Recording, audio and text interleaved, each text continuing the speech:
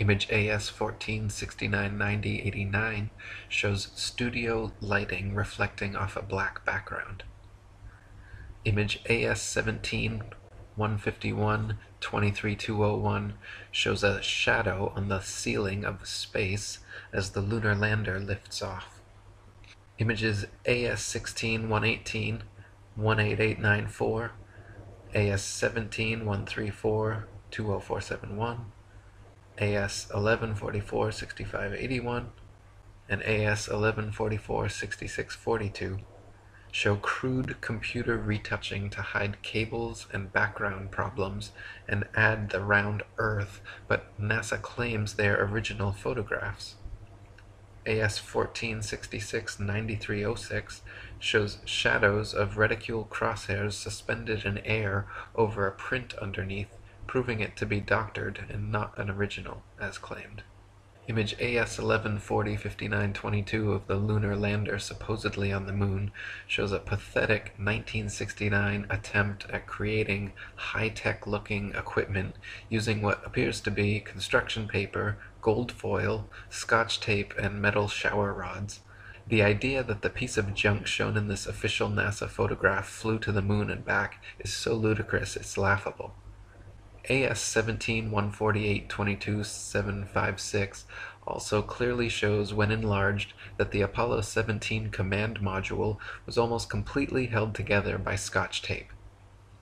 In AS 16-113-18-339, there is a rock with the letter C clearly engraved into it, as well as another C drawn into the dirt next to it. This is characteristic of fake stage rocks on a stage setup, where the set designer demarcates prop positions, and not something we should see on the moon. Ralph Renee in NASA Mooned America says, "The large rock in the left foreground is clearly marked with a big capital C. The bottom right corner has a crease similar to that caused by wetting a folded newspaper. This makes it a showbiz flap rock, which the people who work in Hollywood studios throw at visitors. They used to be made from wet newspaper and paste and showed similar flaps. Stage rocks are usually placed by stagehands over similarly lettered markers positioned by the set designer. Did NASA really carry fake boulders and stagehands onto the moon?" NASA image AS 1140-5926 shows a close-up of the footpads of the lunar lander without a speck of dust on them and without a burn print under its 10,000-pound thrusters, like it was just gently set down in place. NASA scientists in their own documents were worried about the LEM falling into its own massive burn radius, yet there it sits with no burn print and spotless clean pads. Even the astronauts' boot prints made deep impressions in the moon dust, yet the lander's 10,000-pound thrusters left not a trace, no blast hole, and no dust on the pads. Eugene Cernan of Apollo 10 and 17 said in an interview that as they descended in the lander that the engine was very loud, yet when Alan Bean of Apollo 12 was asked the same question, he answered that you couldn't hear the engine at all in the vacuum of space. I tend to believe Alan, because watching the Apollo 17 liftoff sequence from the moon, it is clear that the LEM is being hoisted by a crane from above and not propelled by thrusters from below. Ralph Renee says, "I remember watching the first astronauts land on the moon and wondering why the TV pictures were so murky. We watched two blurry white ghosts who did little or nothing while they lurked in the shadow of the lunar lander. NASA seemed to have lost 100 years of photographic progress. It was boring, but I believed.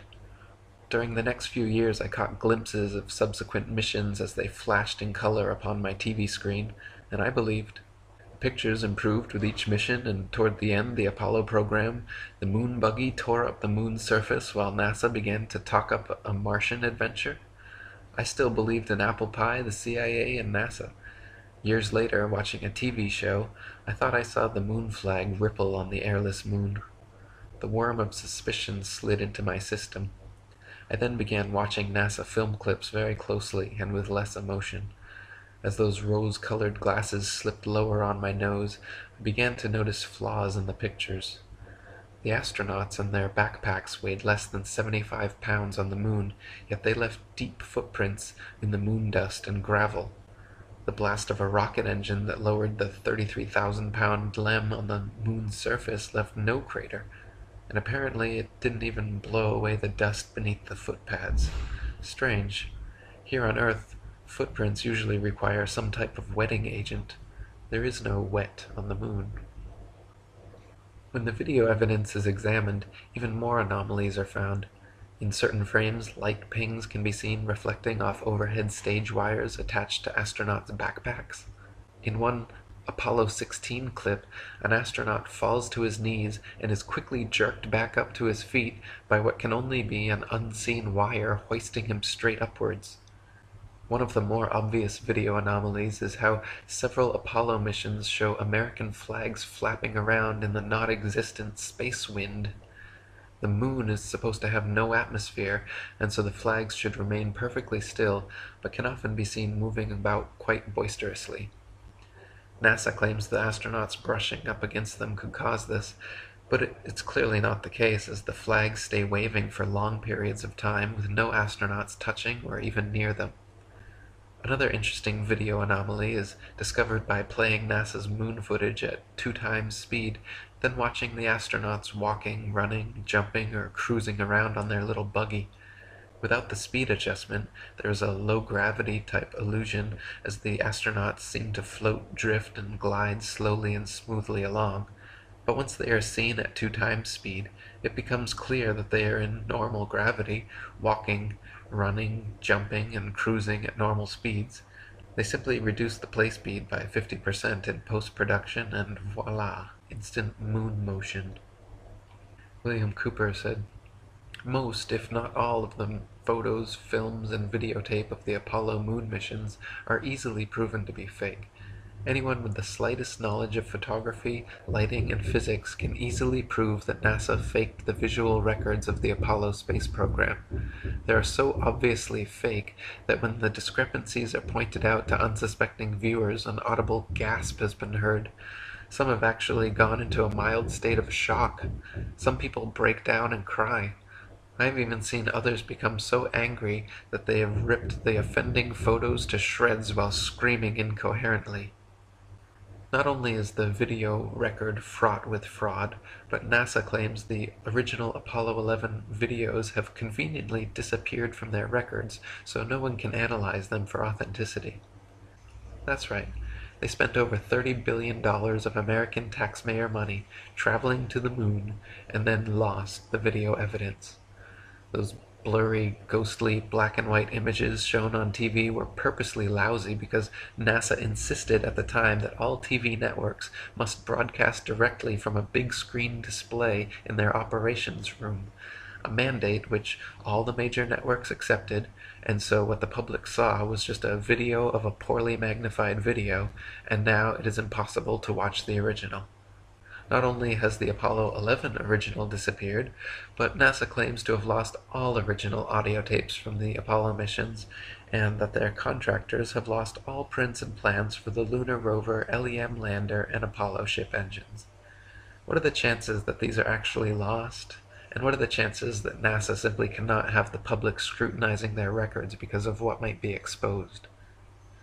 William Cooper said, "Exploration of the moon stopped because it was impossible to continue the hoax without being ultimately discovered, and of course they ran out of pre-filmed episodes. No man has ever ascended higher than 300 miles, if that high, above the Earth's surface. No man has ever orbited, landed on, or walked upon the moon in any publicly known space program. If you doubt this, please explain how the astronauts walked upon the moon's surface enclosed in a spacesuit in full sunlight, absorbing a minimum of 265 degrees of heat surrounded by a vacuum. Temperatures on the moon supposedly range from 279 degrees below zero during the depths of the lunar night, which is far colder than even Antarctica's coldest winter, and up to 243 degrees above zero at lunar midday, which is hotter than boiling water. NASA claims their special suits are fitted with both heating and cooling systems, but nothing which could withstand these incredible temperatures. These suits are also supposedly pressurized to keep the vacuum non-pressure of space from bursting their blood vessels, but they clearly have deep creases and wrinkles all over. Astronauts in true pressurized suits would look like the Michelin Man bubbling out. Also, the amount of radiation in space, especially through the Van Allen belt, is far too intense for them to be spacewalking in such flimsy suits. One Russian study found that the amount of radiation present on the moon would require astronauts to be clothed in 4 feet of lead in order to avoid instant death. John Malden, a NASA physicist, said they would need at least 2 meters of thick shielding around them at all times, yet there they are, bouncing around the moon in their 2-inch thin suits. Another solid proof of NASA living up to its forked serpent tongue logo are the many supposed moon rocks given to museums the world over by Neil Armstrong and Buzz Aldrin. Shortly after Apollo 11, private investigator Paul Jacobs reported asking the U.S. Department of Geology head whether he had examined the moon rocks and if he could verify their authenticity. To which the geologist simply laughed and insinuated that people high in the U.S. government knew all about the cover-up. More recently, in 2009, curators at Amsterdam's Rijksmuseum investigated their moon rock, personally given to them by Armstrong and Aldrin in 1969, only to find that it was actually a worthless piece of petrified wood. Bill Kaysing, another moon hoax researcher, worked at Rocketdyne, where NASA's Saturn V rocket engines were built, and became exposed to documents pertaining to the Mercury, Gemini, Atlas, and Apollo NASA programs, which proved trickery was afoot. Kaysing said of the documents that one does not need an engineering or science degree to determine that a hoax was being perpetrated. He wrote a book about his findings called "We Never Went to the Moon, America's $30 billion Swindle." In it, he exposes how NASA staged both the Apollo 1 fire and Challenger accident, deliberately murdering the astronauts on board to silence them. Before the first Apollo mission ever even cleared the launch pad, 11 NASA astronauts died in highly suspicious accidents. Gus Grissom, Roger Chaffee, and Ed White were all cremated together in an Apollo capsule fire during a completely unnecessary and dangerous test where they were strapped down and locked into a 100% oxygen chamber which incinerated the 3 of them to death in seconds. 7 other astronauts, Ted Freeman, Charles Bassett, Elliot See., Russell Rogers, Clifton Williams, Michael Adams, and Robert Lawrence, died in 6 separate airplane crashes, and Ed Givens in a car crash. 8 of these deaths were in 1967 alone. So many astronauts coincidentally dying under such circumstances is highly unlikely and lends credence to the idea that these were intentional hits by the Masons trying to find the right people to sell their hoax. One of the most outspoken of the fallen astronauts was Gus Grissom. By 1967, Grissom had become increasingly irritated and vocally negative about NASA's chances of ever landing on the moon. He stated the odds were pretty slim and famously hung a lemon on the Apollo capsule after it repeatedly failed safety testing procedures. Grissom threatened to go public with his complaints about the LEM and even told his wife Betty, "If there ever is a serious accident in the space program, it's likely to be me." Right after his murder, government agents raided Grissom's house before anyone had been informed about the fire or his death. They removed all his personal papers and his diary, never to be returned. Ralph Renee writes, "In a prosecutorial mode, I accuse NASA, the CIA, and whatever super-secret group that controls the shadow government of these United States of fraud on the grandest scale imaginable, of murder by arson, and of larceny of over $40 billion in conjunction with the Apollo program that allegedly landed men on the moon. I also accuse them of violating a federal law against lobbying by government-funded entities and of serial murder of low-level NASA employees, witnesses, and other citizens who happen to be in the wrong place at the wrong time. Such accusations seem incredible because none of us ever want to believe our governmental father is deceiving us. However, by the end of this book, even the most trusting reader will have no doubt that NASA mooned America." In 2001, investigative journalist and award-winning filmmaker Bart Sibrel produced the excellent documentary A Funny Thing Happened on the Way to the Moon. When requesting footage for his movie, Sabrell was sent either by mistake or by a well-meaning whistleblower an official raw-slated NASA clip from the Apollo 11 mission showing a young Buzz Aldrin, Neil Armstrong, and Michael Collins for almost an hour using transparencies and camera tricks to fake shots of a round Earth. They communicate over audio with Control in Houston about how to accurately stage the shot, and someone keeps prompting them on how to effectively manipulate the camera to achieve the desired effect. First, they blacked out all the windows, except for a downward-facing circular one, which they aimed the camera towards from several feet away. This created the illusion of a ball-shaped Earth surrounded by the blackness of space, when in fact it was simply a round window in their dark cabin.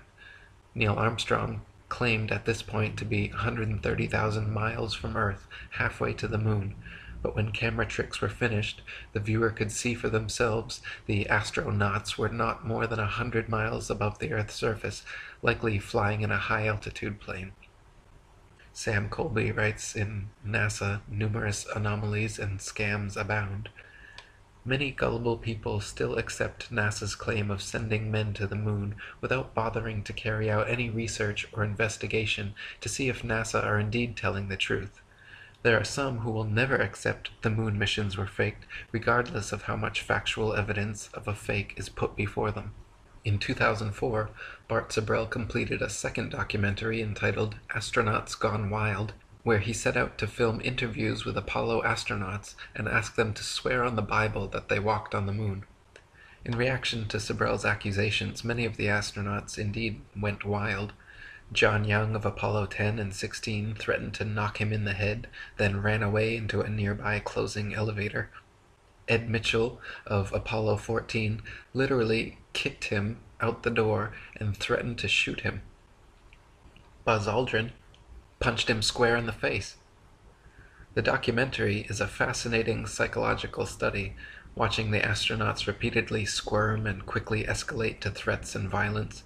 They behave more like pathological liars than honorable cosmonauts. Many of them have battled depression and alcoholism since returning from the moon as well. Buzz Aldrin was once asked at a NASA banquet what it felt like to first step onto the lunar surface. He staggered to his feet speechless, then left crying uncontrollably.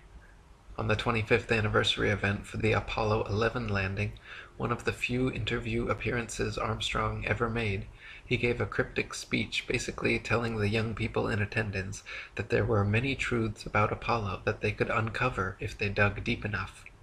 He said, holding tears back, "Today we have with us a group of young students, America's best. To you we say, we have only completed a beginning. We leave you much that is undone. There are great ideas undiscovered, breakthroughs available to those who can remove one of truth's protective layers." In the past 45 years, the Masons in Hollywood and NASA have only gotten more adept at Photoshop, CGI, and faking shots of Earth from space. Hit movies like Apollo 13 and Gravity show how realistic and convincing these soundstage, green screen, computer-built environments can be. People believe it more too.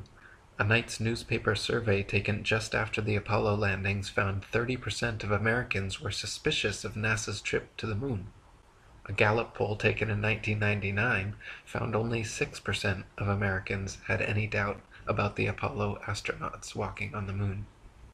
Ralph Renee says, NASA is now preparing to take us to Mars, the same way they took us to the moon.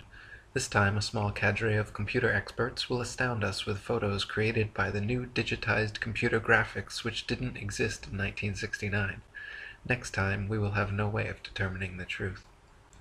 Since the faked Apollo moon landings in 1969, NASA has moved on to faking Mars landings with the 1976 Viking, 1997 Pathfinder, and 2007 Phoenix. Right after landing, they got straight to work photoshopping the famous face on Mars, Martian pyramids, and the supposed Martian city of Cydonia. NASA shills like Richard Hoagland and Stephen Greer have ever since been propagating the idea that this and other evidence proves the existence of extraterrestrial aliens.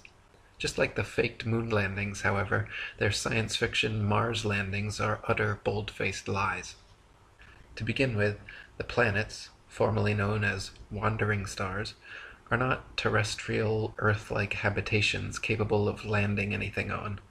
The sun, moon, and stars are all simply luminaries, celestial lights, relatively close to Earth, not something tangible and solid that humans could ever walk on. Gabrielle Henriette in Heaven and Earth says, "The planets are not solid, opaque masses of matter, as is believed. They are simply immaterial, luminous, and transparent disks."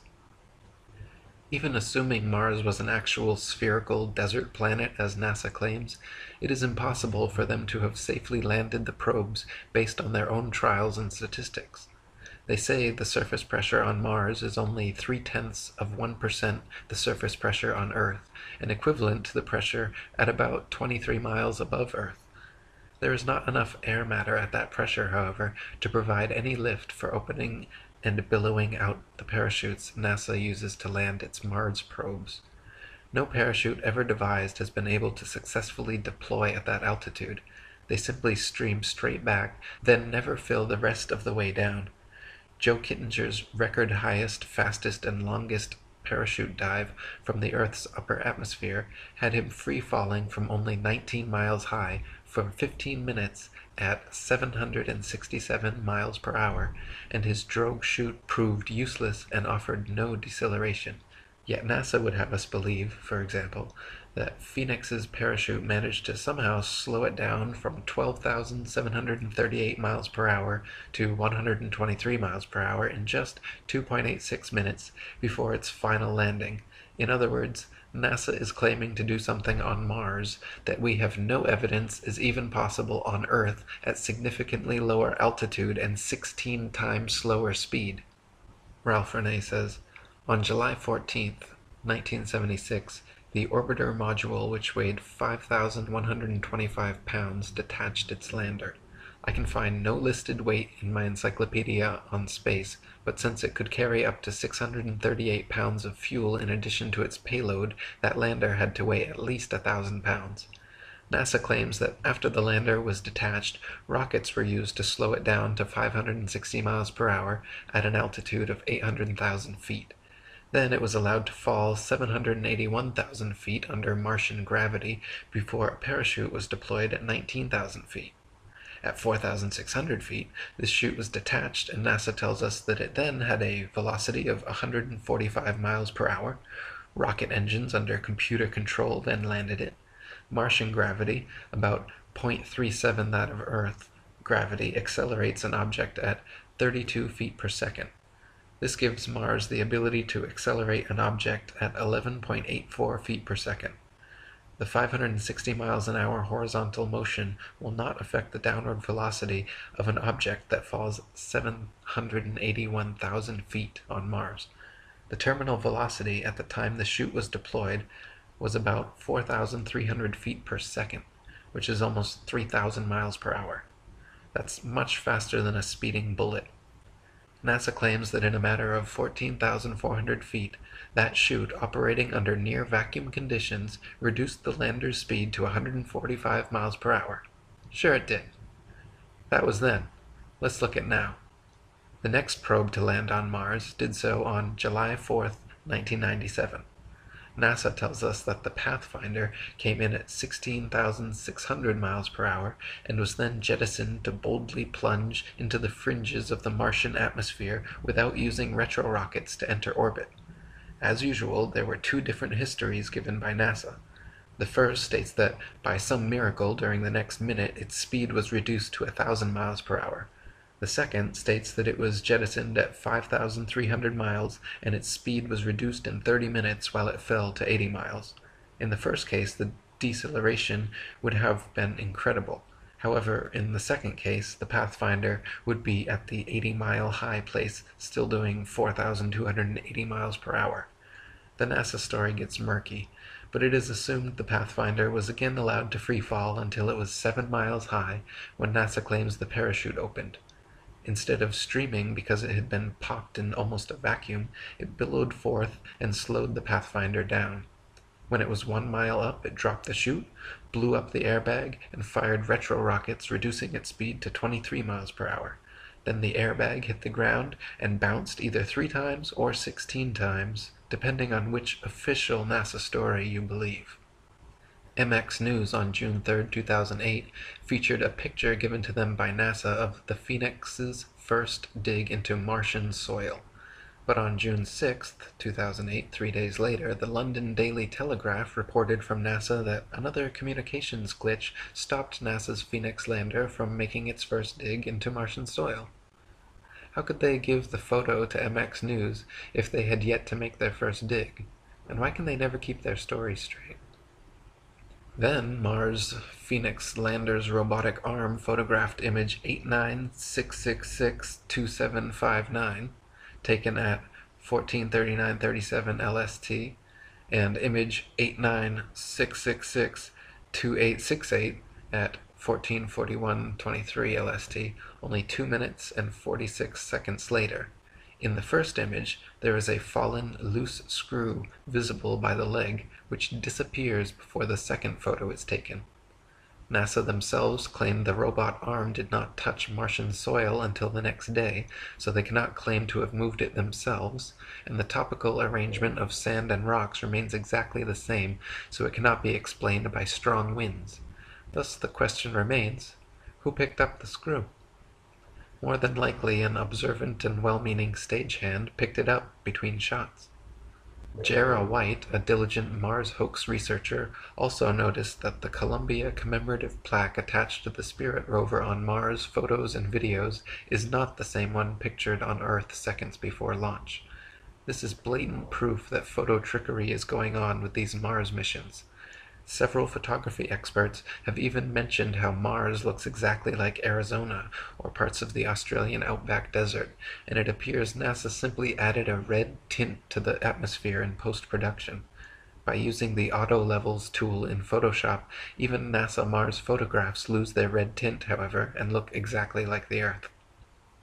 Adolf Hitler said, "In the big lie there is always a certain force of credibility, because the broad masses of a nation are always more easily corrupted in the deeper strata of their emotional nature than consciously or voluntarily, and thus in the primitive simplicity of their minds they more readily fall victims to the big lie than the small lie, since they themselves often tell small lies in little matters, but would be ashamed to resort to large-scale falsehoods. It would never come into their heads to fabricate colossal untruths, and they would not believe that others could have the impudence to distort the truth so infamously.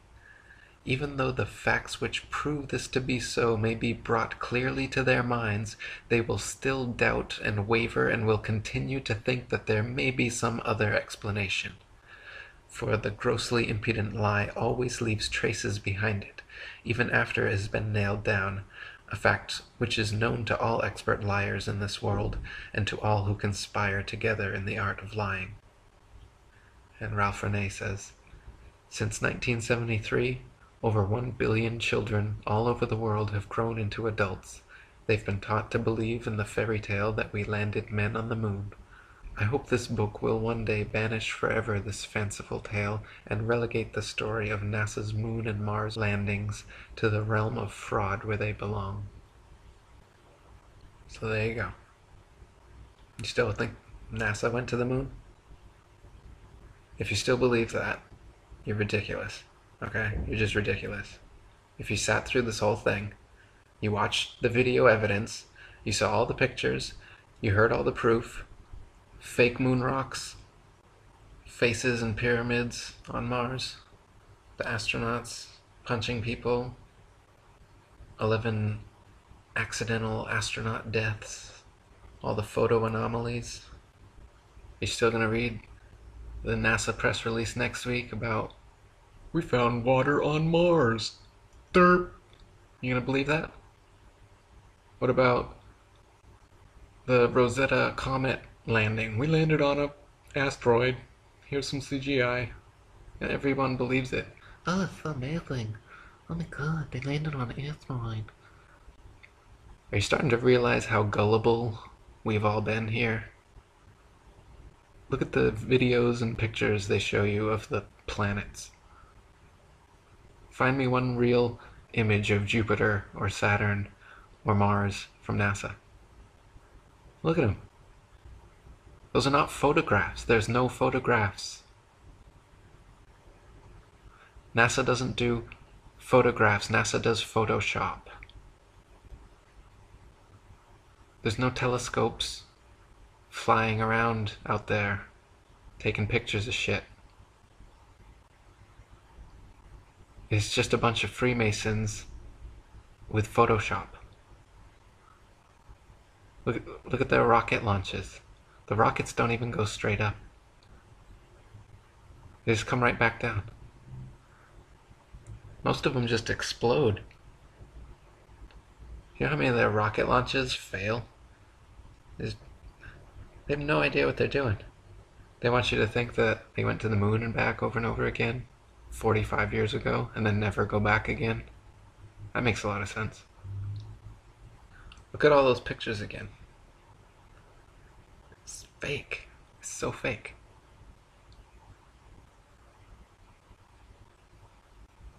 Just admit it to yourself.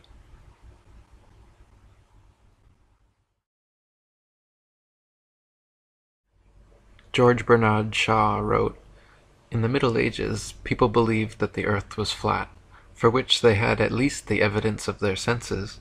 We believe it to be round, not because as many as 1% of us could give the physical reasons for so quaint a belief, but because modern science has convinced us that nothing that is obvious is true, and that everything that is magical, improbable, extraordinary, gigantic, microscopic, heartless, or outrageous is scientific. Modern astronomy has absolutely convinced the world, as George Bernard Shaw stated, that nothing that is obvious is true. It is obvious that the earth is flat, yet they say it is curved. It is obvious that the world is motionless, yet they say that it moves. It is obvious that the heavens revolve around us, yet they say it is us that revolves. It is obvious that the stars are stars, yet they say the stars are suns. It is obvious that the sun is bigger than the stars, yet they say the stars are bigger than the sun. It is obvious that the sun and moon are the same size, yet they say the sun is 400 times larger. It is obvious that Earth is the only planet, yet they say there are over a septillion planets. It is obvious that up is up and down is down, yet they say it is not so. David Wardlaw Scott said, "With the modern astronomer, there is theoretically neither up nor down, though his experience belies his assertion every time he looks up to the heavens or down to the ground. Such aberration of intellect is really to be pitied." William Carpenter wrote, "Astronomer Denison Olmsted, in describing a diagram which is supposed to represent the earth as a globe, with a figure of a man sticking out at each side and one hanging head downwards, says, 'We should dwell on this point until it appears to us as truly up in the direction given to these figures as it does with regard to a figure which he has placed on the top.' Now a system of philosophy which requires us to do something which is really the going out of our minds by dwelling on an absurdity until we think it is a fact, cannot be a system based on God's truth, which never requires anything of the kind. Since, then, the popular theoretical astronomy of the day requires this, it is evident that it is the wrong thing, and that this conclusion furnishes us with a proof that the earth is not a globe." S. G. Fowler wrote, "The physical properties of a physical globe would create insurmountable difficulties for the being called man, for man is a two-legged, smooth-footed, clawless-toed, and heavily built creature.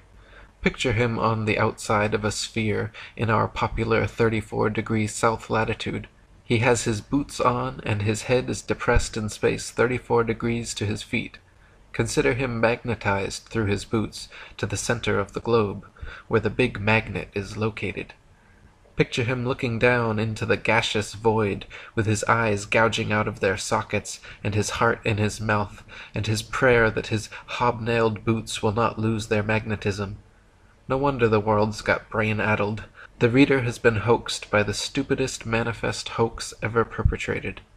It should be obvious that up truly is up, and down truly is down, that flat truly is flat, and still truly is still.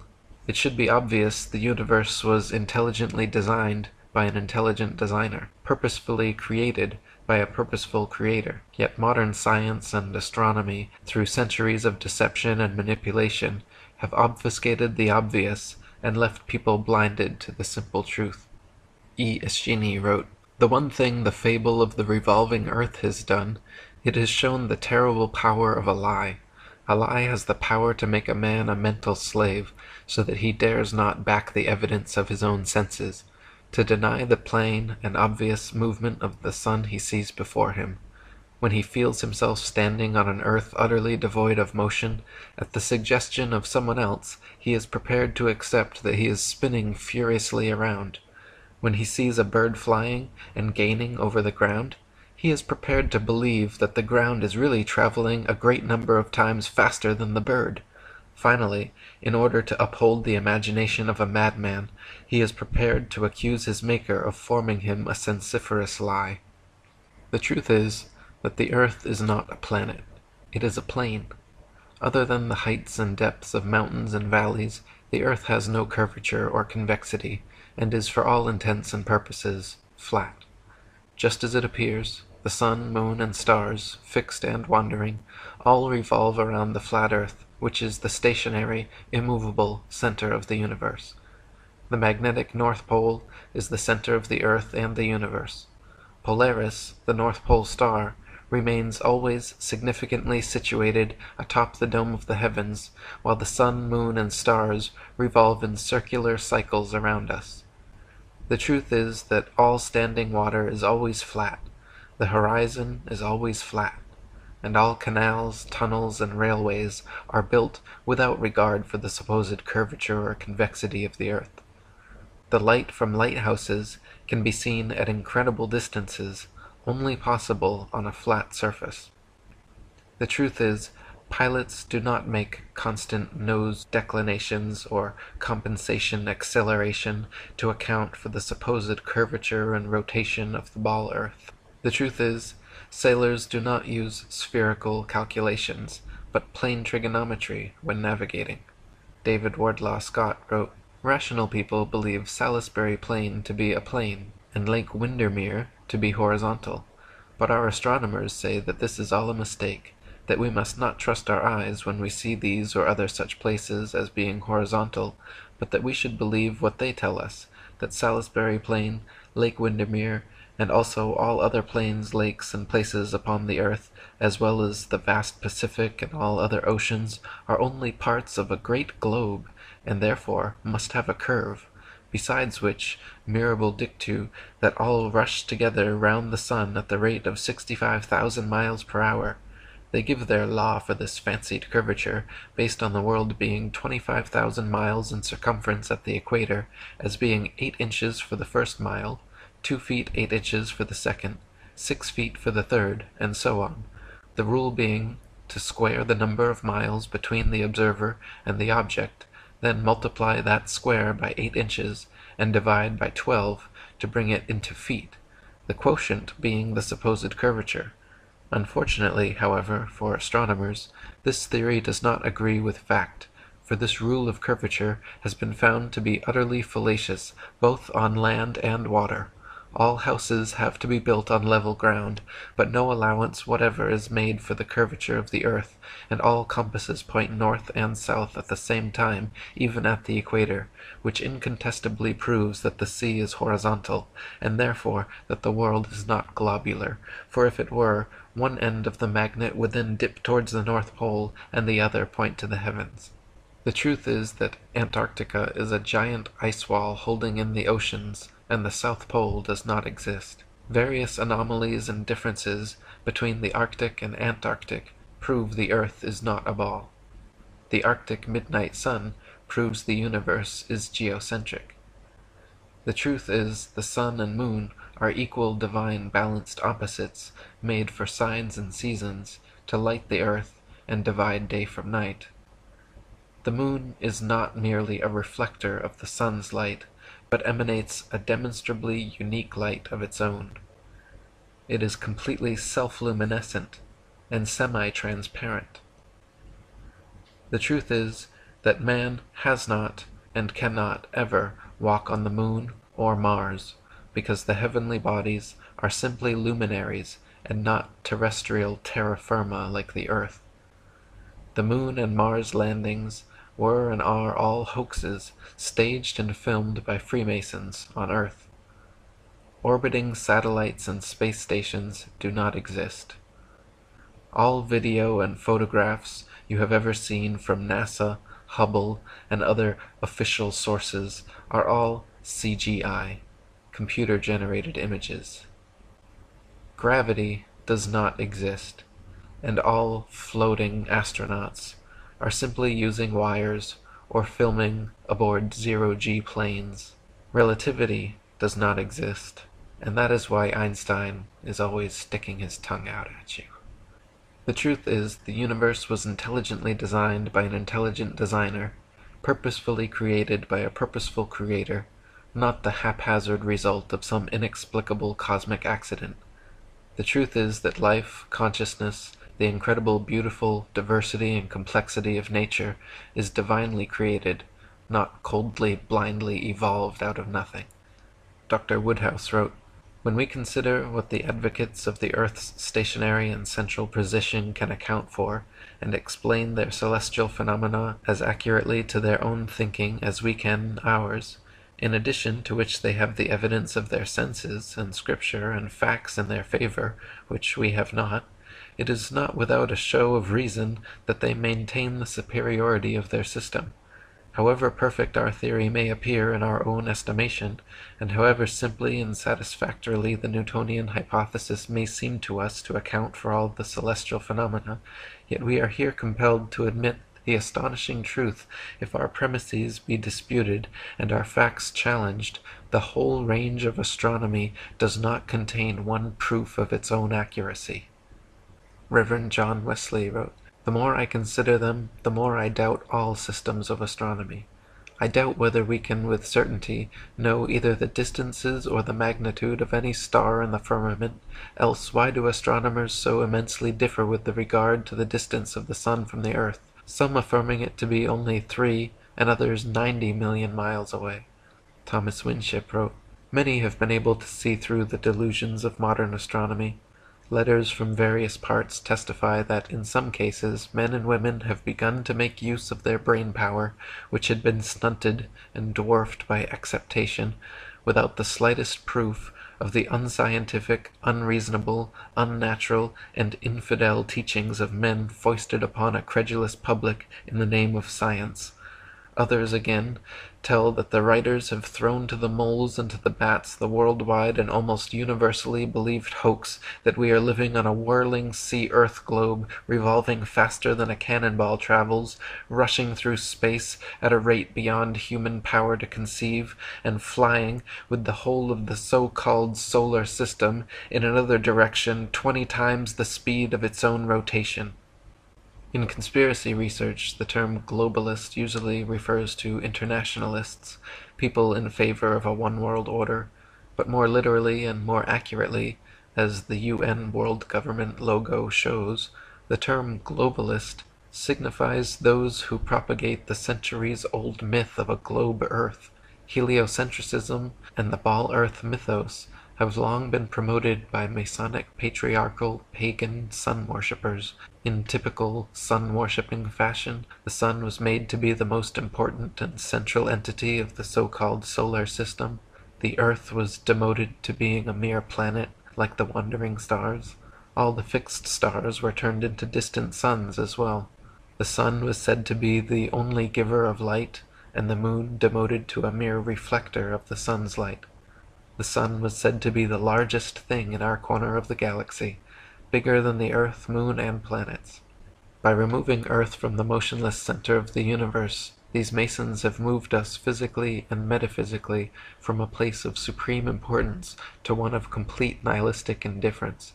If the earth is the center of the universe, then the ideas of God, creation, and a purpose for human existence are resplendent. But if the Earth is just one of billions of planets revolving around billions of stars and billions of galaxies, then the ideas of God, creation, and a specific purpose for Earth and human existence become highly implausible. By surreptitiously indoctrinating us into their scientific materialist sun worship, not only do we lose faith in anything beyond the material, we gain absolute faith in materiality, superficiality, status, selfishness, hedonism, and consumerism. If there is no God and everyone is just an accident, then all that really matters is me, me, me. They have turned Madonna, the mother of God, into a material girl living in a material world. Their rich, powerful corporations with slick sun cult logos sell us idols to worship, slowly taking over the world while we tacitly believe their science, vote for their politicians, buy their products, listen to their music, watch their movies, sacrificing our souls at the altar of materialism. David Wardlaw Scott wrote, "Such discrepancies remind me of the confusion which attended those who in olden days attempted to build the Tower of Babel, when their language was confounded and their labor brought to naught.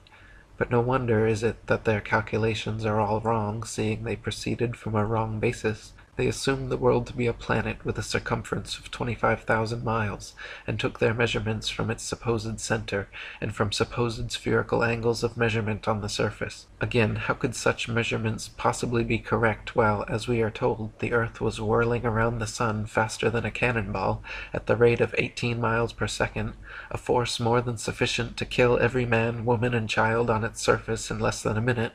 Then the earth is supposed to have various other motions, into the discussion of which I need not enter here, and will only notice that of its supposed rotation round its imaginary axis at the rate at the equator of 1,000 miles per hour, with an inclination of 23.5 degrees. E. Eschini wrote, "Ptolemy had made it appear that the sun and stars revolved around a stationary earth, but Copernicus advanced the theory that it was the earth which revolved around a stationary sun, while the stars were fixed, and either of these entirely opposite theories gives an equally satisfactory explanation of the appearance of the sun by day and the stars by night.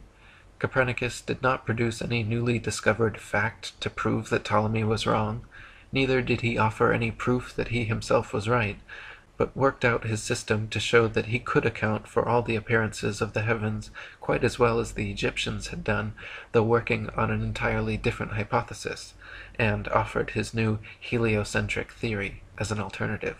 Ptolemy shows very ingeniously that the earth must be at the center of the celestial sphere. He proves that unless this were the case, each star would not move with the absolute uniformity which does characterize it. He shows also that the earth could not be animated by any movement of transition. The earth, argued Ptolemy, lies at the center of the celestial sphere. If the earth were to be endowed with movement, it would not lie always at this point. It must therefore shift to some other part of the sphere. The movements of the stars, however, preclude this, and therefore the earth must be as devoid of any movement of translation as it is of rotation." The Ptolemaic geocentric system prevailed for over 1,400 years, and even thousands of years before Ptolemy, flat earth geocentrism was the widely accepted truth. The modern ball-earth heliocentrism, popularized by the likes of Copernicus, Kepler, Galileo, Newton, Einstein, and NASA, however, is a comparatively recent belief system that has been foisted upon an unsuspecting world for 500 years.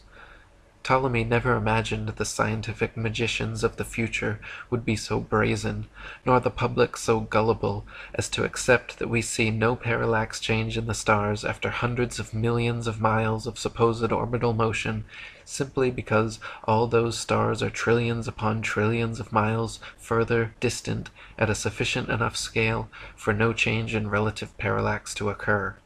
How convenient!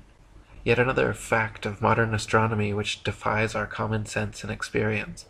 Lady Blunt wrote, "They expect us to believe that the earth and sea together comprise a flying globe, which they speak of as a solid orb, supposed by astronomers to have been originally shot off the sun in a soft plastic mass, which as the temperature decreased, gradually solidified.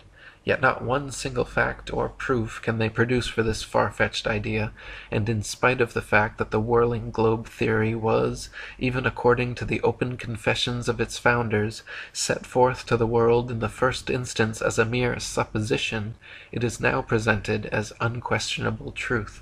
Dr. Samuel Rowbotham wrote, "It was said in effect by Newton, and has ever since been insisted upon by his disciples, 'Allow us, without proof, which is impossible, the existence of two universal forces, centrifugal and centripetal, or attraction and repulsion, and we will construct a theory which shall explain all the leading phenomena and mysteries of nature.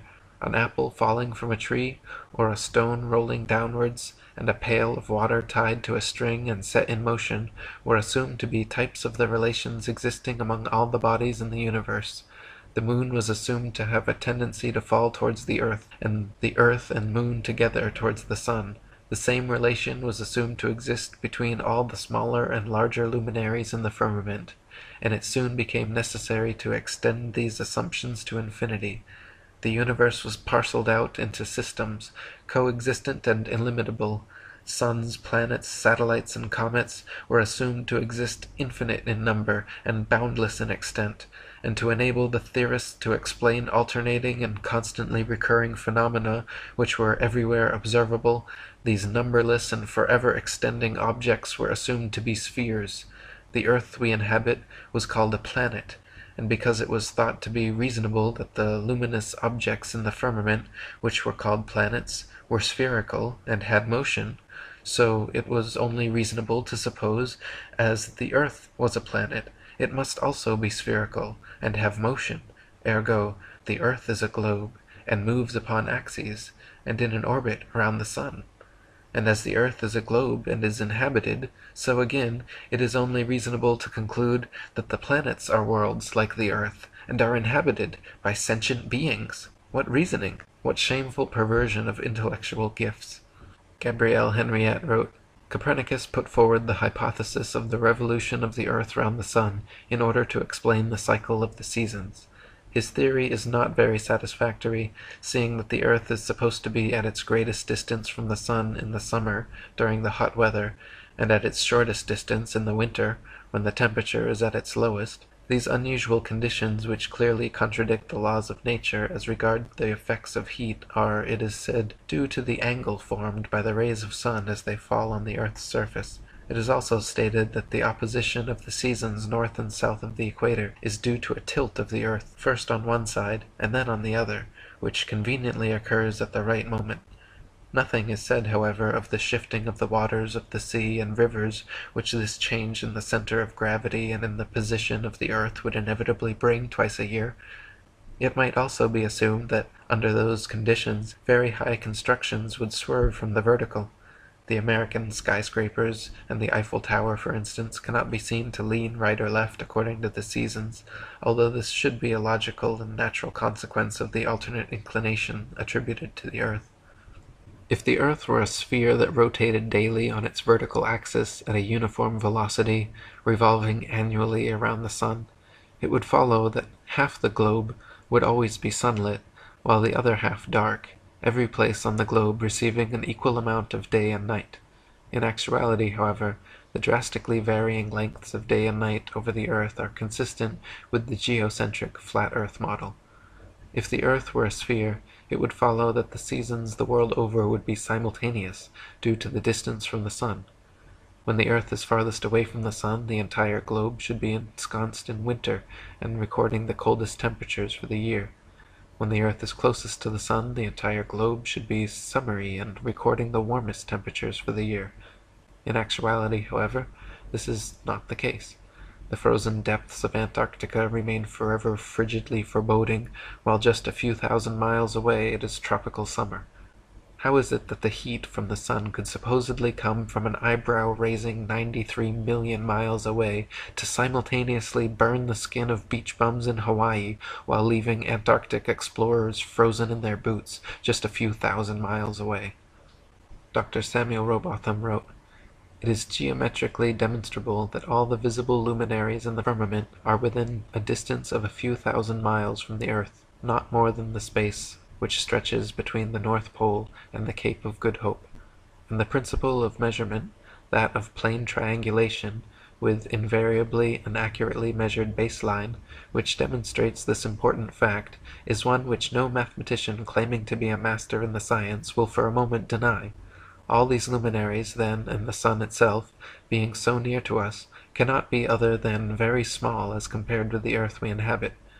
They are all in motion over the earth, which is alone immovable, and therefore they cannot be anything more than secondary and subservient structures, continually ministering to this fixed world and its inhabitants. This is a plain, simple, and in every respect demonstrable philosophy, agreeing with the evidence of our senses, borne out by every fairly instituted experiment, and never requiring a violation of those principles of investigation which the human mind has ever recognized and depended upon in its everyday life.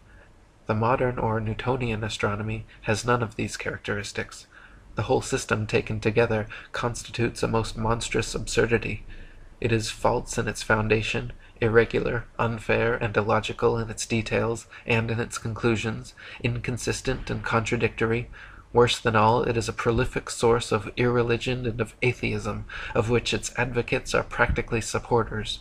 By defending a system which is directly opposed to that which is taught in connection with the Jewish and Christian religion, they lead the more critical and daring intellects to question and deride the cosmogony and general philosophy contained in the sacred books. Because the Newtonian theory is held to be true, they are led to reject the Scriptures altogether, to ignore the worship, and doubt and deny the existence of a Creator and Supreme Ruler of the world. The facts and experiments already advanced render it undeniable that the surface of all the waters of the earth is horizontal, and that however irregular the upper outline of the land itself may be, the whole mass, land and water together, constitutes an immense non-moving circular plane.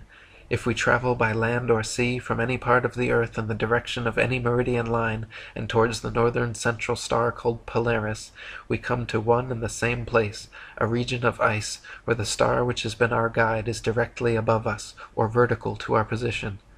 This region is really the center of the earth, and recent observations seem to prove that it is a vast central tidal sea, nearly 1,000 miles in diameter, and surrounded by a great wall or barrier of ice 80 to 100 miles in breadth.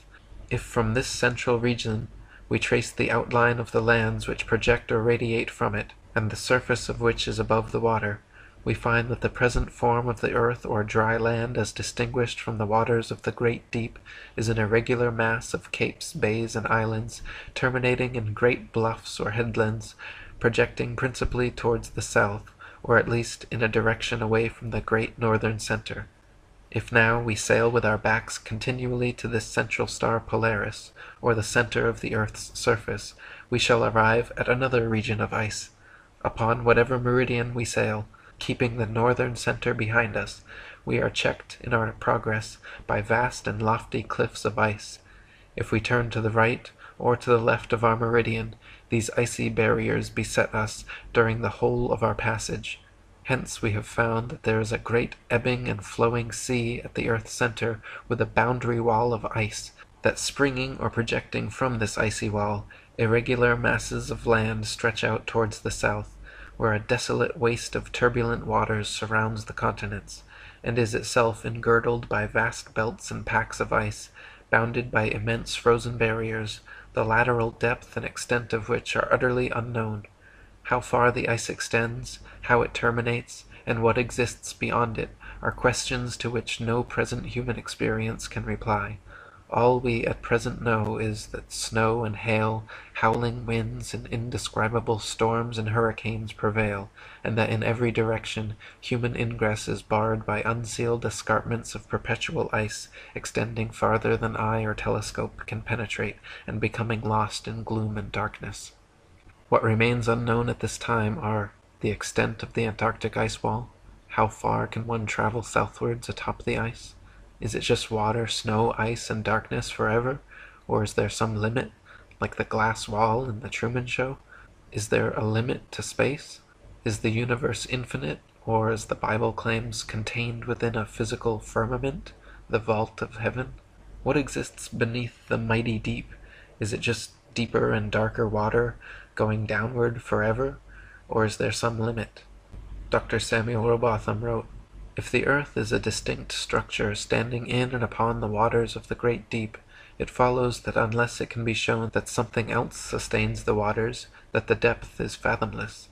As there is no evidence whatever of anything existing underneath the great deep, and as in many parts of the Atlantic and Pacific Oceans no bottom has been found by the most scientific and efficient means which human ingenuity could invent, we are forced to the conclusion that the depth is boundless." Gabrielle Henriette wrote, "From the earliest times it has been believed and said that the heavens were not an empty space, but a solid surface. The Chaldeans and Egyptians regarded the sky as the massive cover of the world, and in India and Persia it was thought to be a metallic lid, flat or convex, or even pyramidal. Up to the 17th century, the earth was always regarded as the center of an empty sphere with solid walls, and on this account it was always represented with a cover. This indispensable complement, however, was eliminated upon the advent of the theory of gravitation, for convenience sake, as a solid dome limiting the space round the earth would have rendered impossible the extravagant motions of the planets, which were sent revolving in the air at phenomenal distances. Thus from this time the fact universally accepted for thousands of years that the sky is a firm surface completely disappeared. Nevertheless, the possible existence of a solid vault over the earth is a question of great importance in view of the tremendous consequences which would result from this fact, if it happened to be true. There is no doubt that the general reaction is one of incredulity, but, on the other hand, it can be considered that it is not without reason that the ancients believed in the existence of the material vault of heaven, nor without reason either that this notion should have been consistently handed down through the ages, since the earliest times up to the 17th century, in all parts of the world. The planets are not solid, opaque masses of matter, as is believed. They are simply immaterial, luminous, and transparent disks, and in view of these circumstances it is plain that the craters, asperities, mountains, and valleys which were thought to exist on the surface of these imaginary masses are the topographic features of the solid vault of the sky, which are illuminated and thrown into relief by the luminous and transparent disks which we call planets. It is also to be realized that the lens of the telescope creates an appearance of convexity which, standing out in relief, conveys the impression of a spherical mass, but this convexity effect is merely an optical illusion. Flat earthers historically have been subject to not only intense ridicule and ostracism, but many have even been threatened and assaulted for espousing their beliefs. I have personally been threatened by Freemasons on multiple occasions for my work exposing their conspiracies, hoaxes, and manipulations. International Flat Earth Research Society President Charles K. Johnson claimed a man from NASA attempted to murder him, and later had a massive suspicious fire that burned his house down, the result of arson, which destroyed his entire Flat Earth library, all records and contacts of Flat Earth Society members. The most renowned flat earther in modern times, Dr. Samuel Robotham, also had his fair share of violent opposition. He stated that, "For the long period of 31 years, I have labored single-handedly to bring this important subject before the world, both on the lecture platform and in local journals, and traveling from place to place, never resting longer than a few months in one locality, but like a scientific, philosophic gypsy, breaking up his tent and pitching it here and there and everywhere, in order to draw this great question to the attention of all classes and degrees of intelligence, and as matter of course, I have had to bear every possible form of opposition, the bitterest denunciations, often amounting to threats of violence and personal danger, the foulest misrepresentations, the most reckless calumny, and the wildest and most desperate efforts to stay my career and counteract my teachings.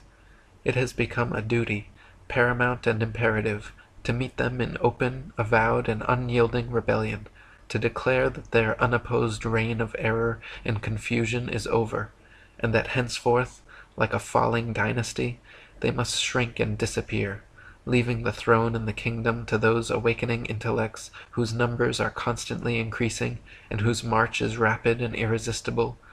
The soldiers of truth and reason have drawn the sword, and ere another generation has been educated, will have forced the usurper to abdicate.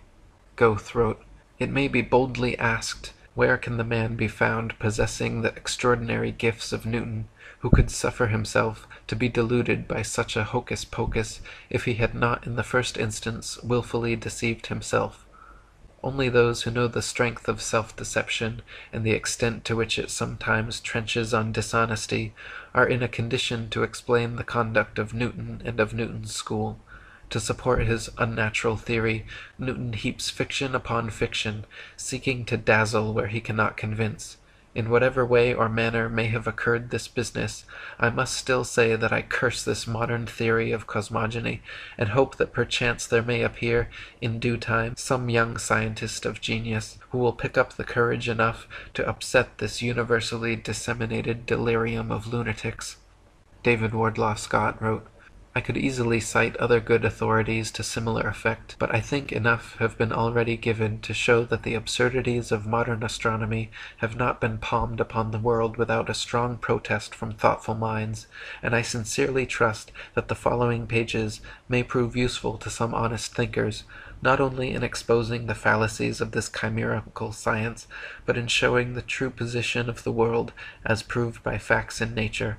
I sincerely trust that, after considering the evidence which has been brought before him, the thoughtful reader will clearly see that this world of ours is not a planet, as supposed by our modern astronomers, but a real terra firma, founded upon the waters of the great deep, from which come and to which return with unceasing flow the rivers of the earth, in accordance with the wise and beneficent purpose of our divine Creator." Dr. Samuel Robotham wrote, "Thus we see that this Newtonian philosophy is devoid of consistency. Its details are the result of an entire violation of the laws and legitimate reasoning, and all its premises are assumed. It is, in fact, nothing more than assumption upon assumption, and the conclusions derived therefrom are wilfully considered as things proved, and to be employed as truths to substantiate the first and fundamental assumptions. Such a juggle and jumble of fancies and falsehoods, extended and intensified as in theoretical astronomy, is calculated to make the unprejudiced inquirer revolt with horror from the terrible conjuration which has been practised upon him, to sternly resolve and to resist its further progress, to endeavor to overthrow the entire edifice, and to bury in its ruins the false honors which have been associated with its fabricators, and which still attach to its devotees. For the learning, the patience, the perseverance and devotion for which they have ever been examples, honor and applause need not be withheld, but their false reasoning, the advantages they have taken of the general ignorance of mankind in respect to astronomical subjects, and the unfounded theories they have advanced and defended, cannot be otherwise than regretted, and ought to be, by every possible means, uprooted. The globe earth lie, or what I have titled the Flat Earth Conspiracy, is in my humble opinion the greatest deception in human history, and most important taboo issue which desperately needs to be exposed. If people knew the extent to which they have been lied to and brainwashed from birth, there would be a veritable revolution in critical thinking, personal sovereignty, and belief in God by morning. The New World Order globalists, or Satan's prophesied one-world government Masonic minions, are everywhere, spreading their scientific disinformation, deceiving the very elect, and herding the sheeple to their slaughter. Please help spread the word to your friends, family, neighbors, and co-workers. Direct them to atlanteanconspiracy.com and ifers.ace.st, and send them copies of this book to help awaken them and support my lifelong efforts to bring truth, freedom, peace, and love to the flat earth. Yo, Dubay's back to blast tracks and to ask you questions. Final mass class, the last flat past is pending. First class, broken glass, globe package sending, with a message to the Jews that your reign is ending. Like Payday said, warriors are gathering, so here's a smattering of what your stupid fucking sheeple ass should be asking NASA.